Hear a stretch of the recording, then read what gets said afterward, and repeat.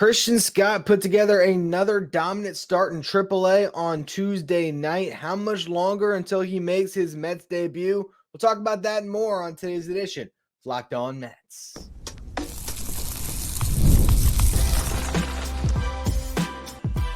You are Locked On Mets, your daily New York Mets podcast. Part of the Locked On Podcast Network, your team every day. Hello to all you amazing Mets fans. You're watching Locked On Mets, part of the Locked On Podcast Network, your team every day. I'm your host, Ryan Finkelstein. If you want to find any of my work, follow me on X at Finkelstein Ryan. You can also find some of my writing at justbaseball.com, where I work as the managing editor.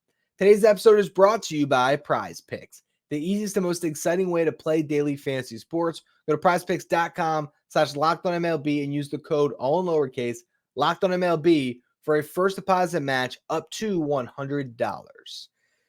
Now, for a lot of you who watched the Mets game on Tuesday night, you probably understand why I don't want to open things up talking about how Logan Webb carved up the Mets and put up 8 shutout innings. We'll talk about it in the next segment, but instead, I'd like to open up the show the same way I opened up my night, watching some Syracuse Mets baseball as a lead-in to the Mets-Giants game, because, of course, the Mets are on the West Coast. Perfect opportunity to watch Christian Scott's fourth start of the season.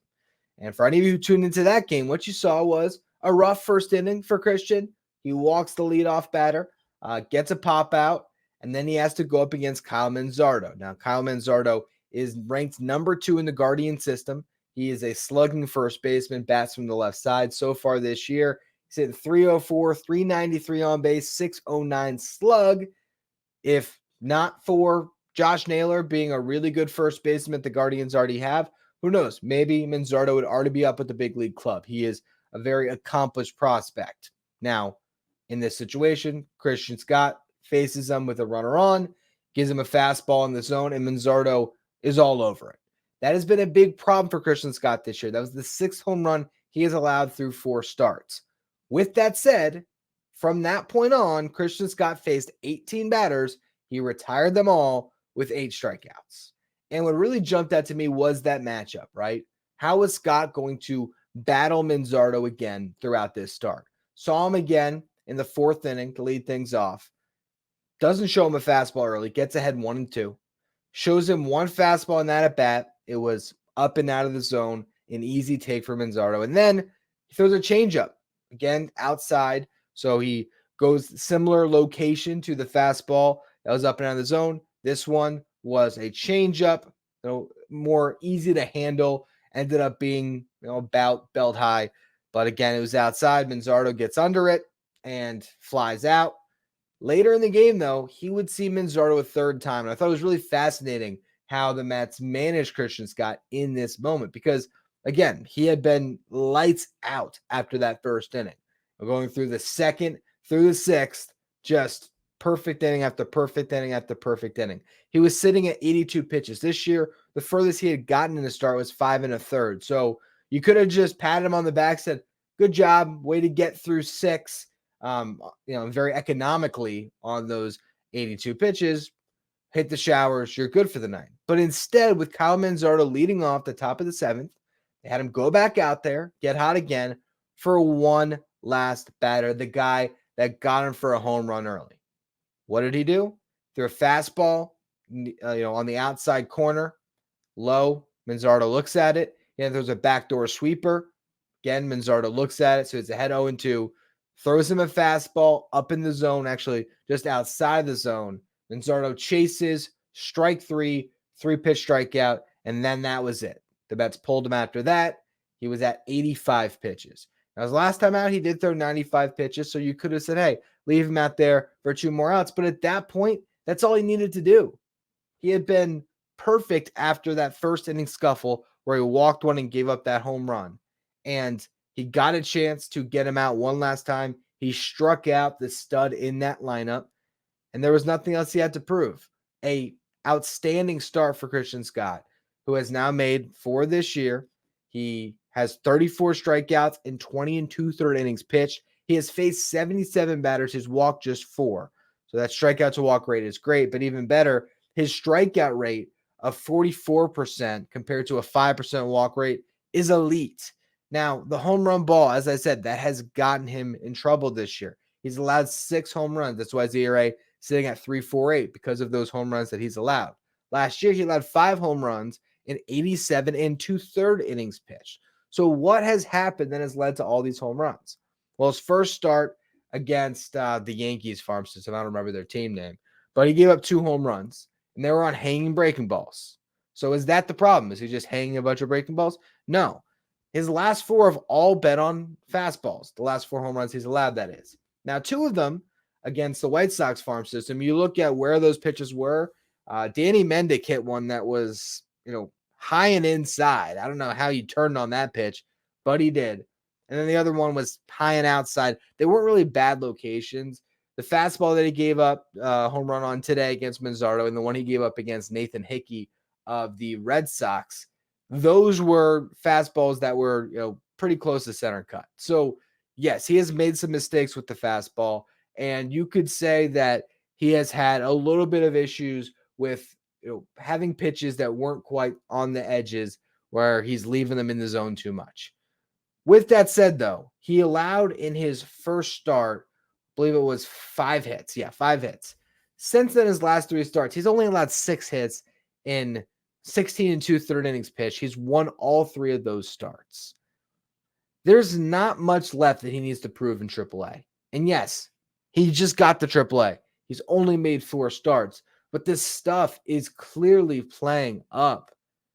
He's having no problems with a level that we've seen Mike Vasil and Dom Hamill, 2 prospects that have followed a similar trajectory throughout their minor league careers. We're seeing them struggle in AAA. Vasil, the second year running. There's a different level of prospect that Christian Scott has become compared to those guys. And if you think about him surviving in a big league rotation, this stuff is clearly good enough. Is he going to give up some home runs to big league competition just like he's giving up home runs in AAA? Most likely, yes. But at the same time, can he pitch economically and give you some length out of that rotation, even at a hard line 100-pitch limit? I think he can. And honestly, we haven't seen a lot of Mets go beyond 100 pitches anyway. I think 85 to 95 pitches from Christian Scott is a lot more valuable than the 85 to 95 pitches you've been getting from Adrian Hauser. So we have to see, of course, how this all is going to shake out. To give Scott this start in AAA, it pretty much means, all right, Hauser's got another turn in the rotation. Unless the Mets get really funky and decide to go to Joey Lucchesi in Hauser's place, but I don't think they're going to make that move. They also have another option. Max Kranick has now completed his rehab assignment. He had a hamstring, if I'm not mistaken, in spring training that ended up bothering him. He had to, be shut down for a little bit, but he actually did have a 4th option year. Did not realize that with Kranick. So they have even more depth in AAA now with both Kranick and Lucchesi, who can get called up to the big league rotation at any time. Scott's not on the 40-man roster, but he's got upside to really give this team a lift. And with Senga and Peterson and even McGill looming, I feel like you almost have a perfect window in May to see what you got with Christian Scott. Adrian Hauser is going to start on Saturday, I'd assume, like I said, and that's going to come against Sonny Gray and the Cardinals. So that's a huge disadvantage that the Mets will have in that game. And he does deserve a 5th start through the rotation. I mean, like I already said on yesterday's show, I believe it was, or maybe it was 2 shows ago. Regardless, Hauser has had 2 really bad starts against the Dodgers and the Braves and 2 pretty decent starts. So I don't think that you can just completely write him off. With that said, can the Mets be creative with how they use Hauser, similar to how the Brewers did in the past, where he's in the bullpen some, he's in the rotation, he's a Trevor Williams-esque swingman? I think they can. And maybe he makes this one start. We'll see how it goes. You look at the way the rotation is set up right now. You got Quintana, Luis Severino, and Sean Manaea, who all pitch in this series. We're going to get that off day on Thursday, so they're all going to have an extra day before the next turn of the rotation. The Mets will have, of course, Budo and Hauser go at the top of the next series here. After your front 3 guys pitch, Budo and Hauser would be going on 4 days rest. That would be an opportunity to slide Christian Scott in the rotation next Wednesday against the Chicago Cubs and maybe go to a 6-man, or you could have Hauser pitch out of the bullpen. You could decide which way you'd want to go there. Now, after that, if it's not Wednesday, another day I could see the Mets starting Christian Scott is letting Budo and Hauser go on regular rest. And then you could have Christian Scott make his debut in Tampa. Why would the Mets do that? Well, Scott is from Florida. We saw in spring training they did him a solid by letting him start one game in the same ballpark that he grew up going to Marlins spring training games at. And he had a whole contingent of his family and friends there for that start. These are little things that I don't think matter too much in the grand scheme of things, but that would be another thing the Mets could do for their prize pitching prospect. Let him make his first start on the road, but in Florida, so he'd have a lot of his family and friends there. I don't know. Here's what I have seen from watching these starts from Christian Scott. From what I've seen this year, from what RM Layton told us last week on Friday's show and has been talking with me in private a lot as we text about Christian Scott all the time. This kid's ready to go. He is ready to impact a big league rotation. We don't know whether the Mets are going to give him his shot, but he is better than some of the guys that are running out there right now. He has the chance to give this team a lift while they're missing Kodai Senga. And I just think at a certain point, you got to give him that opportunity. I'll keep banging my hand on the table until it happens. And I hope it does this next week. If it doesn't, I'm sure we'll watch Christian Scott carve through another AAA lineup and continue to dominate and try to force the Mets' hands to ultimately give him that call. Anyway, that's going to be all when it comes to Christian Scott talk. There's a Mets game to discuss here. Mets Giants, Logan Webb killed them. We'll talk about it in just a minute. First, though, today's episode is brought to you by Monopoly Go. Now's the time on the show where I get to tell you about the app that is taking up a lot of my free time because it gets my competitive side going. Just love playing some Monopoly Go. I'm sure you've heard of it. It's been downloaded over 150 million times. It is a great twist on the classic Monopoly where you play on not one, but thousands of Monopoly boards in crazy locations, building up amazing cities that bring you big money. Just like normal Monopoly, if you're playing your friends, you can still charge them rent on your iconic properties, but also now you have a little wrinkle where you can actually rob their vault of their riches and take them for yourself. There's leaderboards that'll show you who the biggest Monopoly tycoon is, and you also could compete in time tournaments to earn huge rewards. So get in the game and play with your friends. Download Monopoly Go now, free on the App Store or Google Play. Today's episode is also brought to you by PrizePicks. PrizePicks is America's #1 fantasy sports app with more than 3 million members. It is the easiest and most exciting way to get in on the action while you watch your favorite sports and players. You just pick more or less than on 2 or more player stats and watch the winnings roll in. This is your chance now to add your favorite players from the diamond into your PrizePick entries, whether you're looking at strikeouts with Sean Manaea on the mound in the final game of this series against the Giants, RBIs, Pete Alonso, maybe due for a big day, first inning runs. You can take your pick more or less than and add them to your PrizePicks entry today. You got the NBA playoffs going on right now. You can actually go cross sports. So maybe you like Jason Tatum's points. You could take more there along with Manaea's strikeouts, Alonso's RBIs, and combine them all in the same entry with quick withdrawals, easy gameplay, an enormous selection of players and stat types. That is what makes PrizePicks the #1 fantasy sports app. They also offer weekly promotions and special offers for the biggest moments in sports. Download the app today and use the code LOCKEDONMLB for a first deposit match up to $100. Again, download the PrizePicks app today. Use the code LOCKEDONMLB for a first deposit match up to $100. Heading into this series against the Giants, we knew that Tuesday's game was going to be a pitcher's duel between Luis Severino and Logan Webb, and Webb just got the better of Sevy and the Mets. 8 shutout innings for Webb. He is dominant in an unconventional way, just rolling a lot of ground balls, man. 16 ground outs. The Mets just continued to hammer the ball into the ground. You watch him pitch, and it is just an artist at work, really. It's not this crazy overpowering stuff. He just is able to attack the bottom of the zone and get you to roll a lot of pitches over. So the Mets just didn't have a lot of chances there, a lot of hope against Webb. From the third inning on, they got a hit per inning, but they could never string multiple hits in any of those innings. It took until the ninth inning for them to get multiple hits in the same inning. That's when they scored a run and had a threat, but Bob Melvin did not waste any time.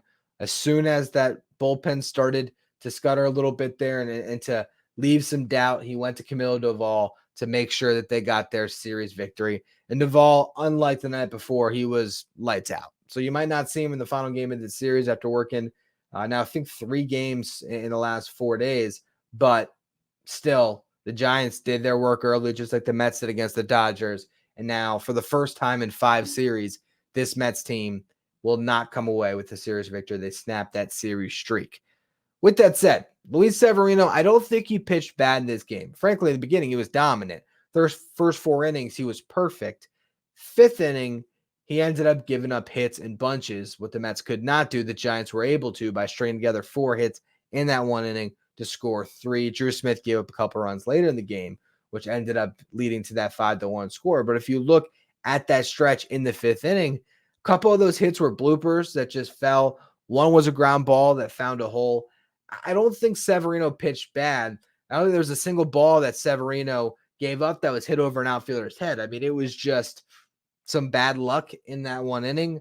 He needed 91 pitches to get through 65 strikes. I thought this was another encouraging start from Luis Severino.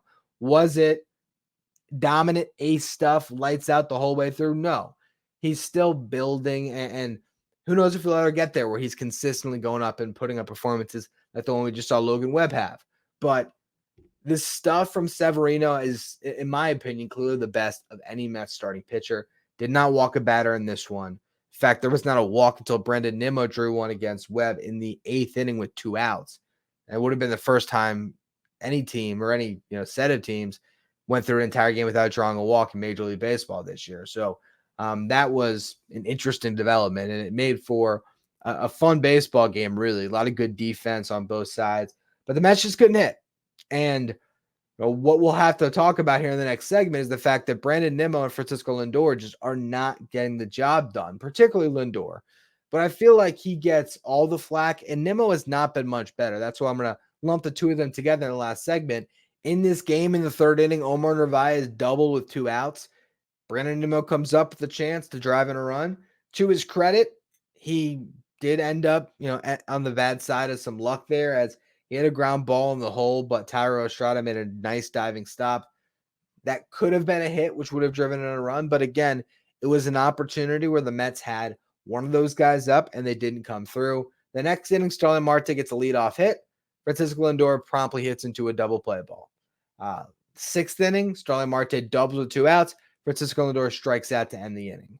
Then in the 8th inning, Brandon Nimmo starts a rally with a 2-out walk. Starling Marte gets another hit, 3 for 4 of the day for Marte, and Lindor grounds out to end the inning against Logan Webb. So really, it was Lindor that sort of killed 3 potential rallies. Nimmo won on a ball that had an expecting batting average of 380, so it probably should have been a hit if there's a different second baseman out there instead of a really good defender in Thairo Estrada. Maybe it is, and he drives in Narvaez. But what we're going to discuss here coming up is the fact that even though Nimmo has been better than Lindor, he hasn't been much better. And that duo, who has been so consistent in the past, they are a big reason why the Mets have gone through some of these slow stretches of the season, and they can't expect the guys at the bottom of the lineup to continue to pick them up all year. If the Mets are going to be a playoff team, they need their star players and their highest paid players to deliver. I want to talk about Nimmo and Lindor to close out the show. First, though, today's episode is brought to you by DoorDash. You want to make mom smile for Mother's Day this year? Send her some flowers or surprise her with some gifts from brands that she loves, and you can have them delivered all on the very same day by using DoorDash. Get thoughtful gifts that she deserves with the convenience you need by choosing same-day delivery or schedule a week ahead for when flowers and gifts should arrive to her door with DoorDash. And you can shop with savings that would make mom proud as well with a DoorDash membership. You'll save with a $0 delivery fee and reduced service fees on eligible orders from Dash Pass merchants that meet the minimum subtotal. Other fees, including the service fee, may apply. Terms apply. But again, get all of your Mother's Day's gift all in one place and get 50% off your next order up to $15 when you spend at least $15 on your next flower, convenience, grocery, or retail order now with the code LOCKEDONMLB. That's code LOCKEDONMLB. Order using DoorDash today. Terms do apply. Make sure you stay up to date with all of your latest Mets news by being a Locked On Mets insider. This is our texting service where you get updates from me anytime something breaks on the Mets. So you can ask me questions or leave comments anytime. Try to respond to all of those I can over at Subtext. And also, it's where we send you a lineup graphic each day so you get the starting 9 texted directly to your phone. We'll also continue to be running some Locked On Mets giveaways throughout the season for our insiders as well. So if you want to be part of all the perks of being a Locked On Mets insider, you'll find the link in the episode description. Go to subtext.com/LockedOnMets. So Francisco Lindor and Brandon Nimmo. Lindor has got a lot of heat for what he's done this season, and rightfully so. But Brandon Nimmo is right there with him. And what I did to start things off, instead of trying to dive into the numbers behind a small sample size, I just want to look at more series by series impact. Pete Alonso's had some big series. There have been times where he's gone through rough stretches, but you look right now, he's hitting 264. He's got 7 home runs. His OPS is over 100. Pete Alonso is not the problem. Look at Jeff McNeil. He's hitting 257. Is that great? Absolutely not. But his OPS is over 700. He has had some good series mixed in, and he's batting the lower half of the lineup. Meanwhile, you got Brandon Nimmo, who's hitting 193, and Francisco Lindor is hitting 174. Under the Mendoza line for both of those guys, what's happened here? So, again, I went series by series. First series of the season against the Brewers, Brandon Nimmo was 1 for 13. Francisco Lindor was 1 for 12. Second series against Detroit, Lindor 0 for 12, Nimmo 0 for 8. He did have 6 walks in that series, but still no hits. Against the Reds, Lindor 2 for 12 with a homer, Brandon Nimmo 2 for 8 with a walk, 3 RBIs. Decent from each of them, not a great standout series. Now, then we get to the big series from Nimmo against the Braves. He went 7 for 14, 7 RBIs, 5 runs scored, had the 2 home run game that led the Mets to that victory in game 1 of that series. It was a really good set for Nimmo. For Lindor, he went 2 for 15. Not great. Then you had the Royals series. Both of them were okay.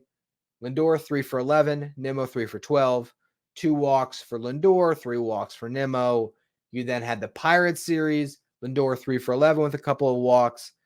Nimmo was 2 for 12 with 3 walks, 2 for 14 with 3 walks. So a bad series there. I did have 3 RBIs, did not score a run. The Dodgers series over the weekend, Francisco Lindor was great. 5 for 12, a home run, a double, 4 runs batted in.